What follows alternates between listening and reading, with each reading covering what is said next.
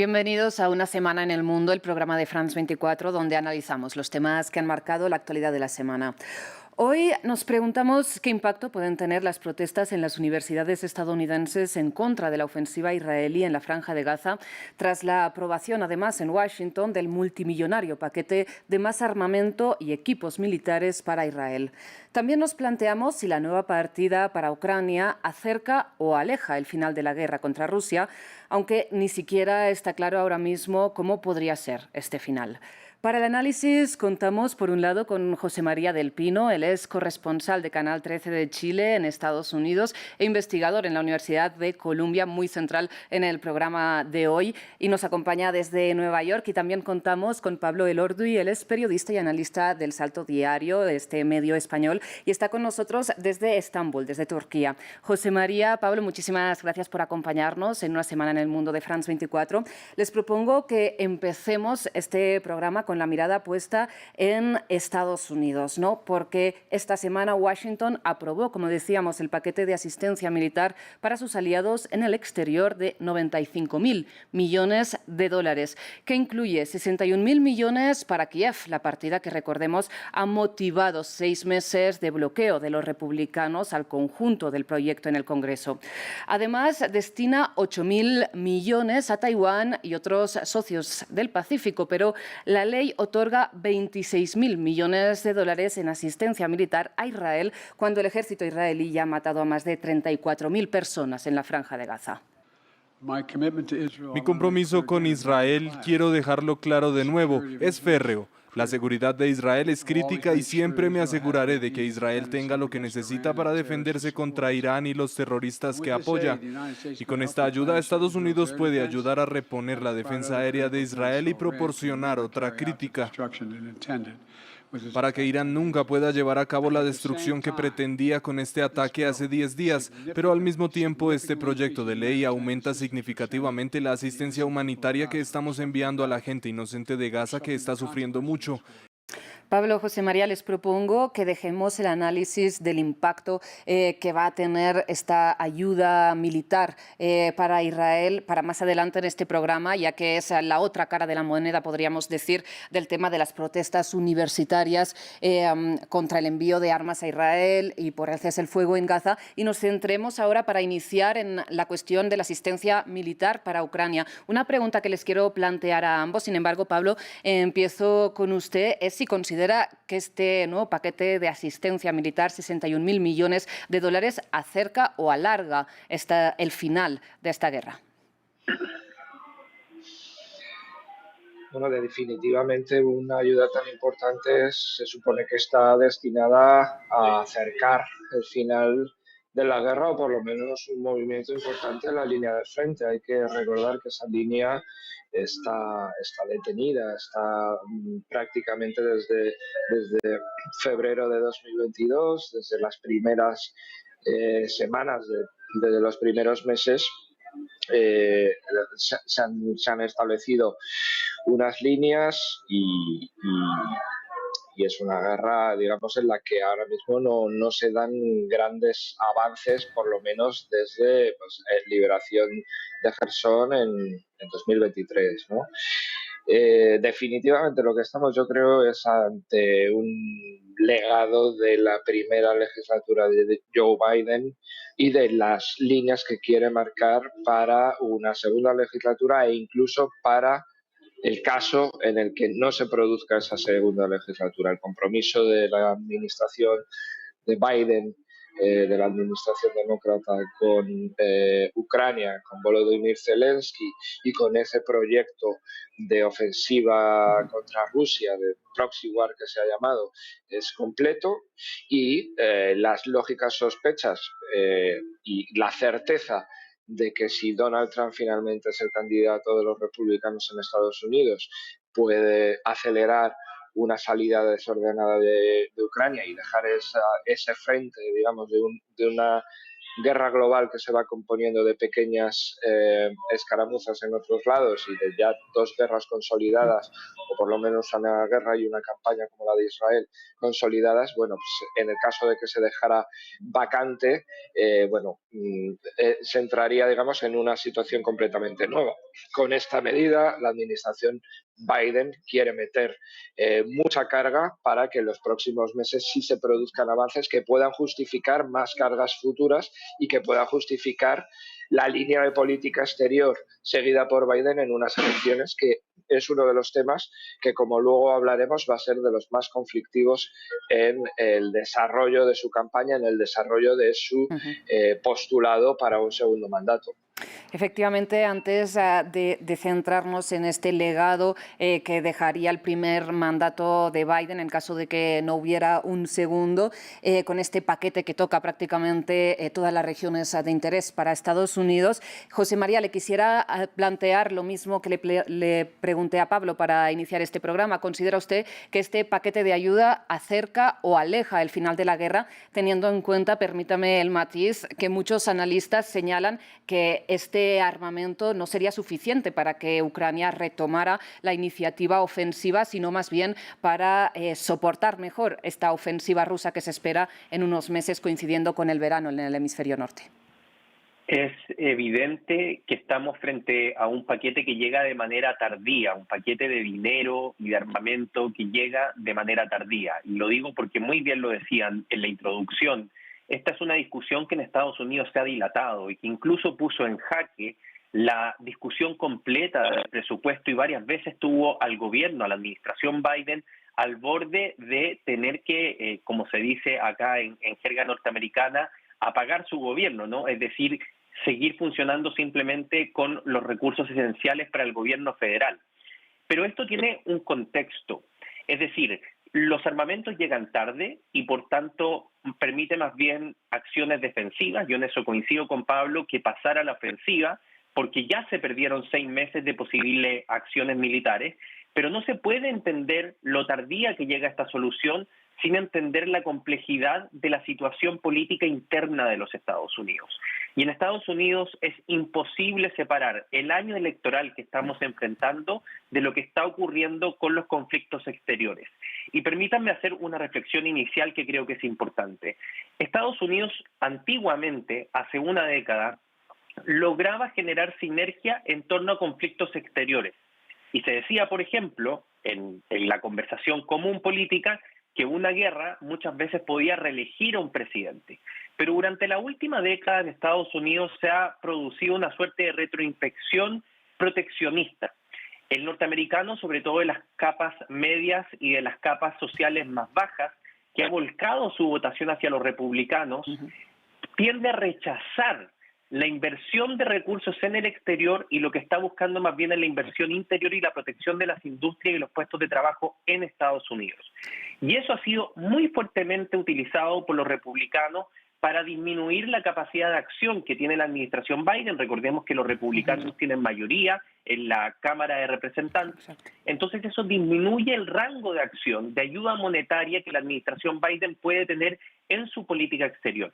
Y por eso se traba este dinero que buscaba llegar a la línea de defensa y a la línea de combate ucraniana. Y en la otra mano, sí hay desde los sectores republicanos una presión muy fuerte de los financistas judíos para ir en apoyo a las acciones de Benjamín Netanyahu en Israel. Por tanto, lo que termina produciéndose es una negociación en el Congreso donde se incluye el paquete de apoyos de medidas de Israel, algo que para Biden es muy complejo.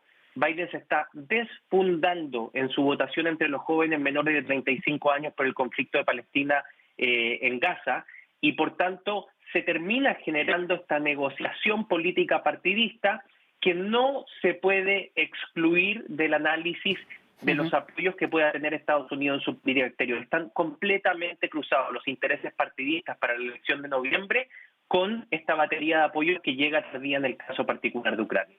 José María, sin embargo, le quiero preguntar rápidamente cuál ha sido el consenso que se ha logrado ahora para aprobar este paquete de ayuda a Ucrania, dado que el que bloquearon inicialmente los republicanos hace medio año también incluía una partida para Israel. Es decir, ahora, ¿cuál ha sido la negociación que ha logrado el acuerdo entre este acuerdo bipartidista?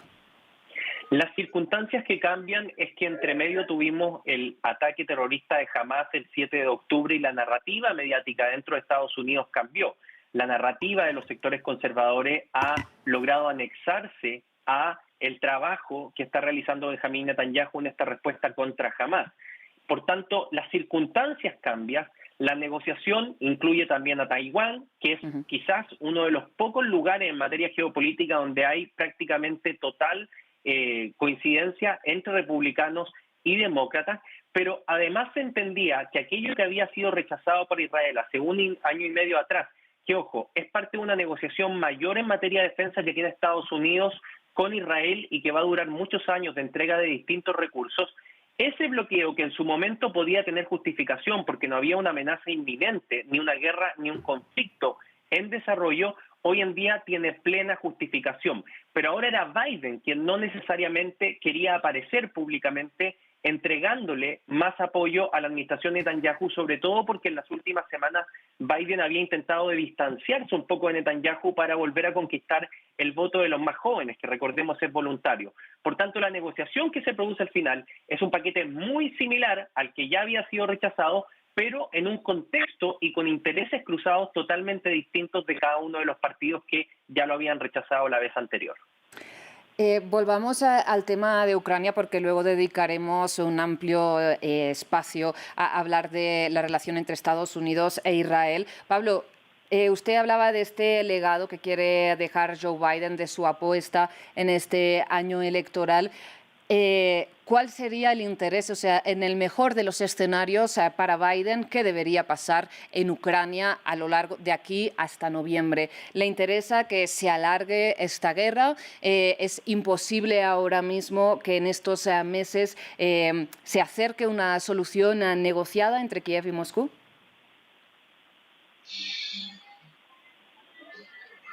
Sí, no creo posible una solución negociada en este momento. Yo creo que además Moscú ha pasado la peor parte de la guerra. Vladimir Putin no tiene una oposición interna.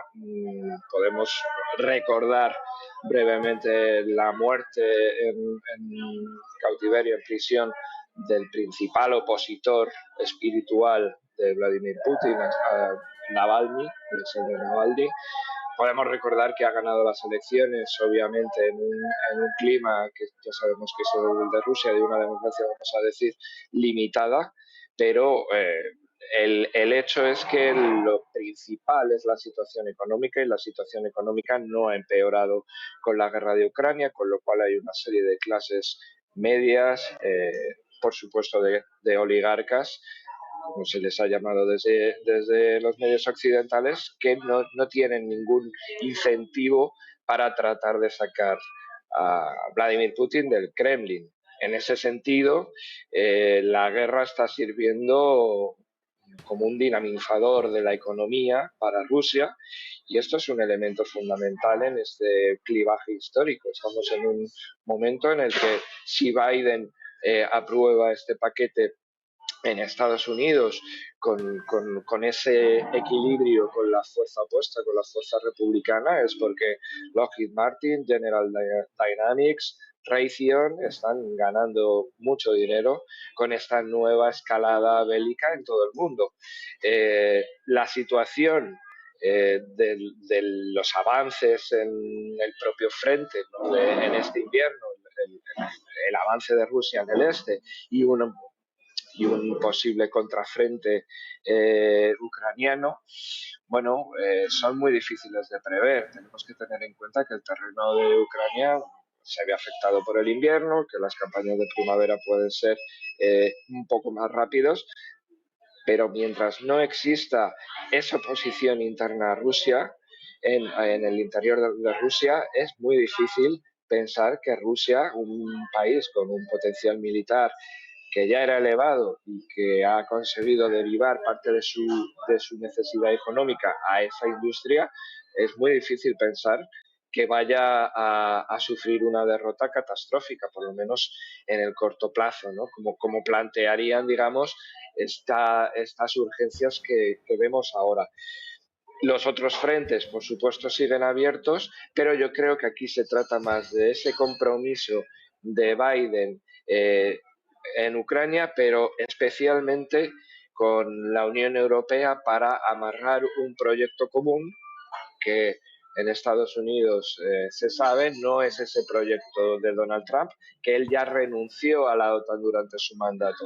Biden puso en la OTAN una fuerte carga política e ideológica en la cumbre de Madrid, amarrando, digamos, a ese proyecto con el gasto del 2% del Producto Interior Bruto, que ya se había establecido como horizonte, pero a partir de ese año 2022 pasó a ser obligatorio, mandatorio, como dicen en Estados Unidos. Él, una vez que ya ha amarrado ese proyecto, obviamente quiere consolidarlo y quiere consolidarlo en el terreno ucraniano, por lo menos en este momento. Obviamente sabe que la Unión Europea, en cuanto a Israel, va a tener otra serie de aproximaciones muy complejas también, pero en el terreno ucraniano lo quiere amarrar. Ese no es el proyecto de Donald Trump. En el momento en el que Donald Trump pueda ganar las elecciones, vamos a estar en un escenario completamente distinto. Pero de aquí a noviembre, pensar en una derrota relámpago de Rusia es una imaginación, es una entelequia hoy en día. Se nos une a la conversación Cristóbal Vázquez, ya lo conocen, es nuestro corresponsal de France 24 en Washington. Cristóbal, estamos hablando de esta aprobación tras meses de bloqueo republicano en el Congreso esta semana del multimillonario 95.000 millones de dólares de asistencia militar para sus aliados internacionales, este paquete de ayuda estadounidense, evidentemente. Y nos centramos ahora en el que está destinado a Kiev, estos 61.000 millones de dólares, una iniciativa de gran importancia para la administración de Joe Biden. Te pregunto si esta aprobación, concretamente la partida para Kiev, es una victoria más bien de un carácter simbólico para Biden, si es una victoria geopolítica, efectivamente, económica. Nos comentaba Pablo, evidentemente, los beneficios que esta escalada bélica tiene para la industria militar estadounidense. ¿Cómo se percibe desde Washington? Exactamente, y gracias por la invitación. Un gusto nuevamente estar en el programa. Hay que mencionar que cerca de 23.000 millones de dólares van de estos 61.000 millones de dólares que van destinados a Ucrania. Estos 23.000 van para empresas militares de fabricación que fabrican munición, que fabrican armas, que fabrican tecnología para la guerra, pero se quedan en Estados Unidos. Además, es de resaltar que más de 11.000 millones de dólares de estos 61 también van a ejercicios militares de Estados Unidos también en la región. Es decir, más de la mitad de esta ayuda va para empresas estadounidenses directamente y la otra mitad sí iría a Ucrania en armamento, en munición, en ayuda logística, en entrenamiento y en equipos que de alguna manera se autocompra Estados Unidos. Es decir, el gobierno le compra a la empresa privada estadounidense militar estos equipos para después enviarlos a Europa y a Ucrania. Es de mencionar también un dato que es relevante. De los últimos 5 secretarios de defensa de Estados Unidos, 4 han estado en las juntas directivas de las 4 empresas de armamentos y de seguridad más grande en Estados Unidos, entre ellas Lockheed Martin, Raytheon Technologies, Boeing. Muchos de los recientes secretarios de defensa han estado en estas empresas, en las juntas directivas, en esta puerta giratoria que se presenta mucho en el Pentágono, y de resaltar también que a estos dineros se le ha podido hacer muy poca veeduría, y desde hace ya varios años, si no decenas de años, el Pentágono no pasa una auditoría interna en cuanto a los gastos y el manejo del presupuesto militar estadounidense. Así que sí, por un lado es una victoria simbólica para Biden y para su gobierno seguir apoyando a Ucrania, pero también es una victoria para el engranaje del lobby armamentista y a todas las empresas de armas, grandes empresas que financian la campaña demócrata, republicana y otras muchas campañas más en Estados Unidos, y es un punto a tener en cuenta. Sí va a poder, como decía Jake Sullivan, el asesor nacional de seguridad de Estados Unidos, durante el 2024 esta ayuda va a terminar financiando y va a tener suficiente para financiar militarmente a Ucrania, pero hay que mencionar que más de la mitad de esta ayuda va también para financiar empresas militares estadounidenses. Cristóbal, precisamente, como bien nos comentas, es un tema muy recurrente en los discursos de Joe Biden y de distintos cargos de la Casa Blanca, ¿no? El necesario apoyo a Ucrania, a su parecer. Pero te pregunto, ¿qué tan importante es para la población estadounidense? ¿Cómo lo percibes tú en este año de campaña? La verdad es que cada vez menos. El apoyo a Ucrania dejó de ser de alguna forma un hecho que lleve a la gente a inclinarse por un candidato o por el otro. Creo que hay temas mucho más sensibles como los derechos reproductivos de la mujer, como también es el cheque en blanco de la administración de Biden a Netanyahu en su operación militar en Gaza y en Cisjordania, como también el tema migratorio o el tema de la propia economía. Esos son los temas que posiblemente lleven y saquen a la gente a votar o a no votar, precisamente en el caso de la abstención, que podría ser bastante amplia en esta próxima elección el 5 de noviembre. Pero no deja de ser el tema de Ucrania un tema que conecte a la opinión pública con el gobierno, y yo creo que pasa a ser un argumento más de desconexión entre lo que en realidad está pidiendo la gente o está sintiendo la gente que necesita por parte del gobierno y lo que termina haciendo el gobierno, que es seguir financiando y seguir endeudándose con dinero del contribuyente estadounidense para campañas militares que poco o muy poco efecto termina generando en el ciudadano común y corriente en Estados Unidos. Y Cristóbal, rápidamente, antes de volver a hacer circular este turno de palabra, me gustaría conocer tu opinión sobre lo que nos comentaba José María hace unos minutos, y es que para Biden ha sido muy difícil o arriesgado, que no quería básicamente la aprobación de tomarse esta foto firmando un nuevo paquete, 26.000 millones de dólares para Israel, precisamente en este momento en que el ejército israelí ya ha matado 34.000 personas en la franja de Gaza en estos 6 meses de ofensiva. ¿Estás de acuerdo con esto? ¿Para Biden ha sido difícil? Sí, ha sido difícil. Yo creo que la decisión que al final termina tomando Biden es si se enfoca en asegurar los fondos necesarios, el dinero necesario para su campaña, o si se enfoca en tratar de apelar al voto popular y al voto de la gente, al voto de opinión. Y yo creo que Biden tomó ya hace varios meses la decisión de inclinarse por asegurar los fondos para hacer la campaña, y esto a lo mejor le puede resultar pegándose de alguna forma, como dicen, un tiro en el pie, porque el voto de opinión en Estados Unidos, sobre todo el voto joven, crece cada vez más. Es un voto que, aunque se financie con millonarias campañas como la de Joe Biden, no va a hacer que el joven salga a votar por un candidato demócrata, teniendo en cuenta la oposición que hay a que Biden siga financiando la operación militar de Israel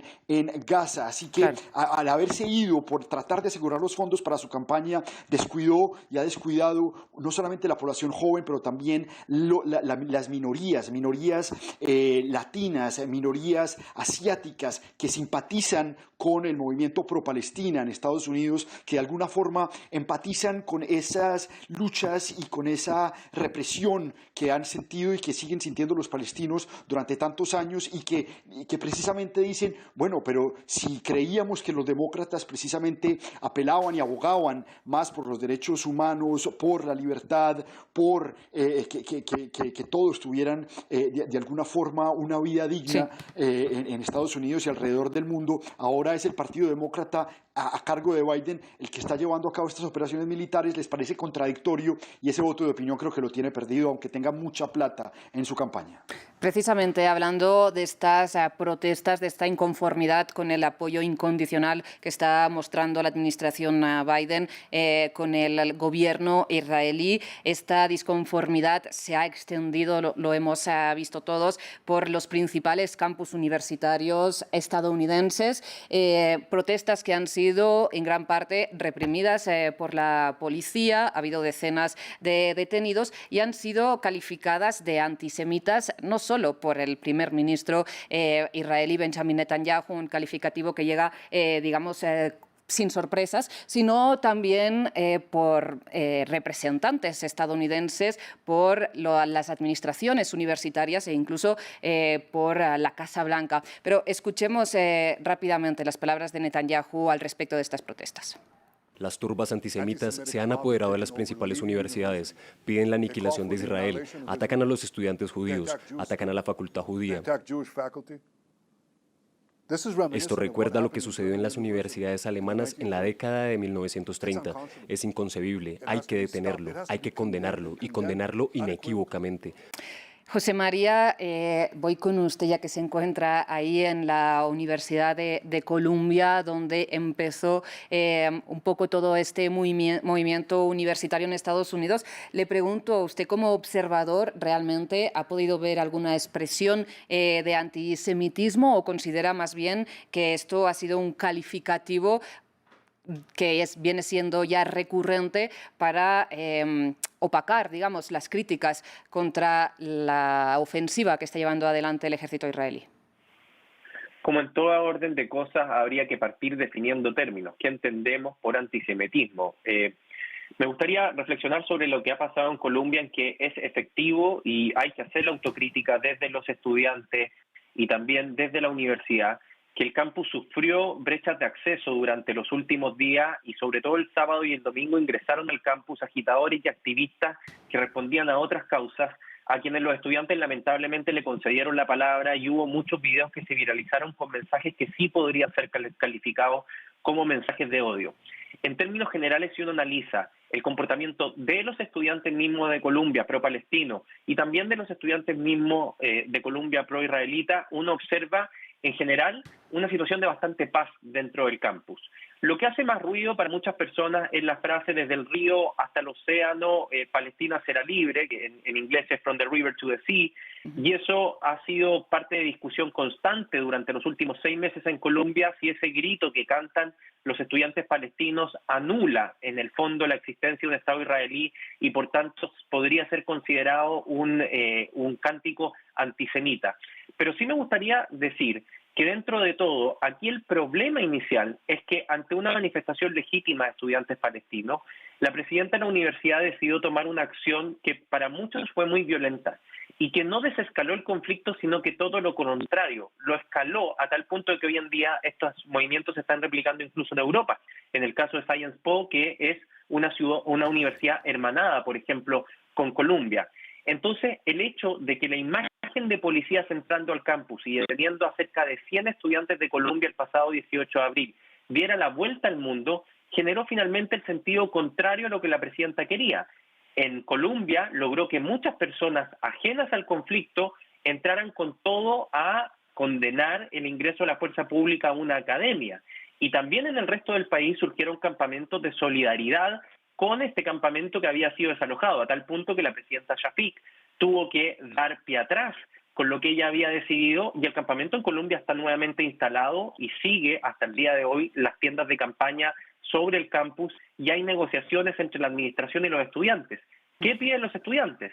El alto el fuego inmediato en Gaza, primero; segundo, una solución de autodeterminación para el Estado palestino; pero tercero, yo creo que esto es lo conflictivo, porque se está repitiendo en todas las universidades, piden que las universidades corten vínculos económicos con donantes judíos o empresas israelíes que estén participando activamente de la guerra. Sí. Y eso me parece que pone a los presidentes en una situación muy compleja. Pablo, le pregunto cómo analiza usted estas protestas y las reacciones que están generando. Sí, al hilo de lo anterior, las universidades, según saben perfectamente estos jóvenes que se están manifestando, tienen cátedras asociadas a las grandes empresas multinacionales armamentísticas. Y hay una ley específica, la Ley de Asistencia Exterior de Estados Unidos, que establece en su sección 502B que no se puede exportar armamento a países involucrados en graves abusos contra los derechos humanos. Recientemente, Andrew Gilmore, uno de los representantes de la ONU, decía que la tasa de asesinatos en Gaza, llevados a cabo por el ejército israelí, por las fuerzas de defensa israelíes, es probablemente la más alta de cualquier ejército que haya matado a alguien desde el genocidio de Ruanda de 1994. Ese contexto es el que explica, por supuesto, la movilización de los jóvenes estudiantes. Ellos están viendo cómo su país está colaborando directamente con la venta de armas a Israel, además de hacer una cobertura ideológica adoptando esos términos como el de antisemitismo, ¿no? Tiene, digamos, hay un componente que yo creo que a nadie se le escapa de irónico, si la situación no fuese grave, en que Netanyahu hable de graves acontecimientos por unas protestas en un campus universitario, cuando esta semana se ha descubierto una fosa común con más de 300 muertos cerca de Han Yunis, ¿no? En Gaza. Ese es el mundo en el que estamos, a lo que estamos asistiendo, y estos jóvenes lo están viendo perfectamente, ¿no? Entonces, la cuestión dentro de nuestro análisis sobre Estados Unidos es, ¿puede Biden efectivamente amortiguar estas protestas en la campaña electoral? ¿Puede sortear estos problemas que le están poniendo los jóvenes? Y si vemos un mapa de Estados Unidos, las universidades en las que se están produciendo estas protestas coinciden punto por punto con los estados en los que ganan la candidatura demócrata. Donde gana la candidatura republicana, presente a quien presente, no está en estas protestas. O sea, Biden está perdiendo votos en su granero.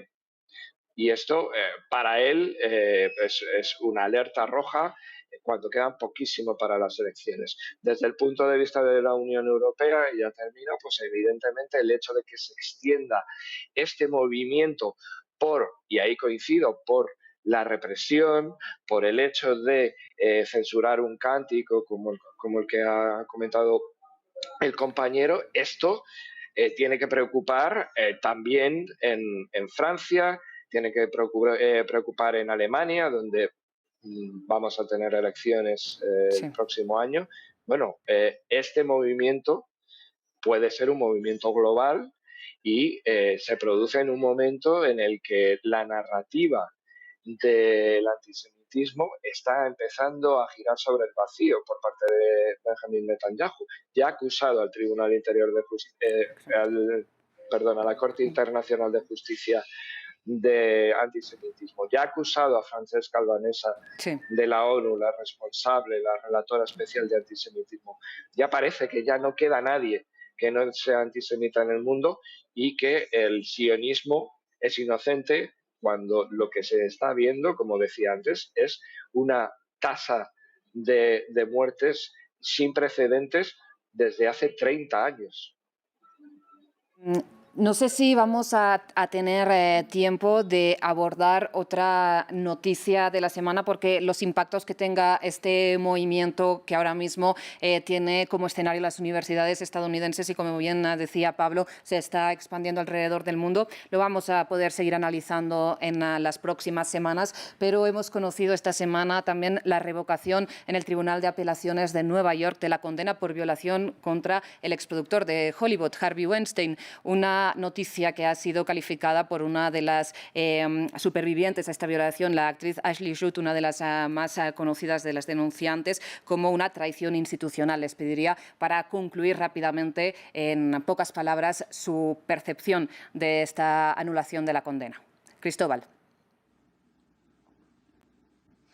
Sí, lo que dice el abogado de muchas de estas víctimas es que le parece muy extraño la decisión de anular esta condena, teniendo en cuenta que en juicios pasados se tomaban en cuenta declaraciones que, aunque no venían al caso, en este caso específico de Harvey Weinstein, sí ayudaban a que el jurado construyera de alguna forma un contexto, una opinión sobre este tipo de crímenes, de que, recordemos, en Nueva York, por Harvey Weinstein haber tratado de forzar sexo oral a una de sus asistentes y por violación en tercer grado a una actriz, además de los cargos y de los cargos y la condena que tiene en Los Ángeles. Hay que mencionar que la respuesta ha sido extraña por parte de este juez, y los abogados de las víctimas han entrado a cuestionar precisamente esta decisión. Harvey Weinstein sigue semi preso en el norte del estado de Nueva York, en Syracuse,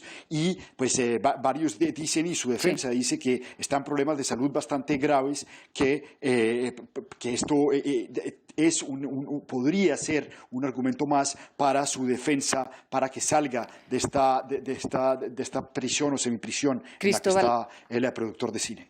Seguiremos este caso, sin duda. Nos quedamos sin tiempo, pero Pablo, José María, rápidamente les pido su conclusión. Pablo. Sí, yo creo que la situación en Estados Unidos evidentemente es muy volátil, es un país con enormes contradicciones, siempre lo ha sido, pero en los últimos años está en estas situaciones en las que han convergido movimientos como el Me Too, que se ejemplifica en el caso Weinstein, y estas protestas ciudadanas.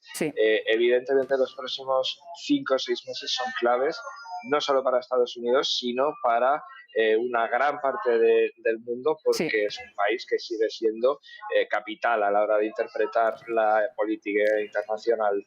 José María, rápidamente, 2 palabras, por favor. Biden tiene que elegir entre Netanyahu o su reelección presidencial. Esa sería mi conclusión final. Pues muchísimas gracias a los 3 por haber participado en este programa de Una Semana en el Mundo, y, como siempre, antes de terminar, un agradecimiento para el equipo técnico y de producción de este programa, y a ustedes por su atención. Ya regresamos.